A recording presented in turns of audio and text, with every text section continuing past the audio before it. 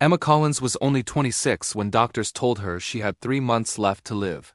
The room felt silent after those words. Stage 4 cancer, aggressive, untreatable. The doctor kept talking, explaining medications and treatments, but Emma stopped listening. Her hands trembled while she stared at the floor, trying to understand how life could change in a single moment. 3 months. 90 days. That was all she had left. On the drive home, Emma cried harder than she ever had before.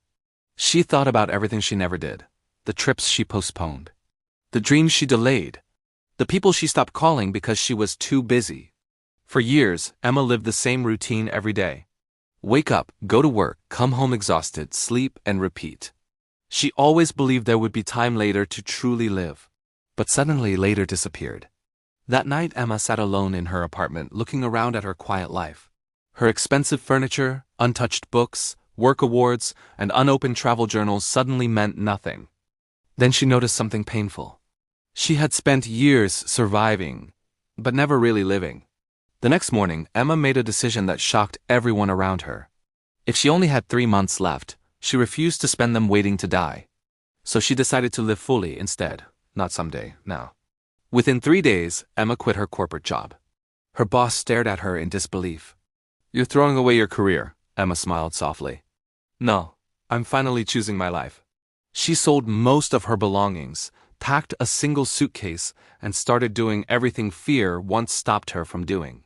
She watched the sunrise beside the ocean. She danced in the rain without caring who stared. She called old friends and apologized for disappearing. She visited her parents and hugged them longer than usual. For the first time in years, Emma felt alive.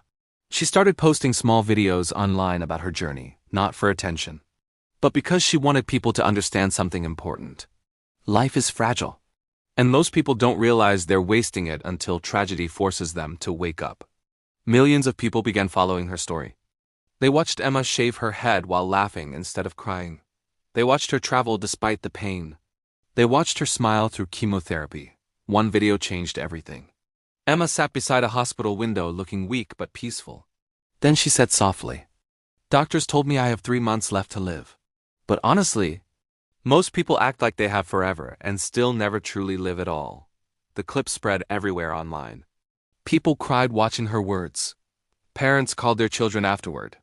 Couples fixed broken relationships. Others finally chased dreams they spent years postponing. Emma's story became bigger than herself. But behind the cameras, the pain was real. Some nights she couldn't sleep because of the agony in her body. Some mornings she was too weak to stand properly. Yet she kept smiling. One evening, her mother asked her quietly, "Aren't you angry?" Emma looked out the window thoughtfully.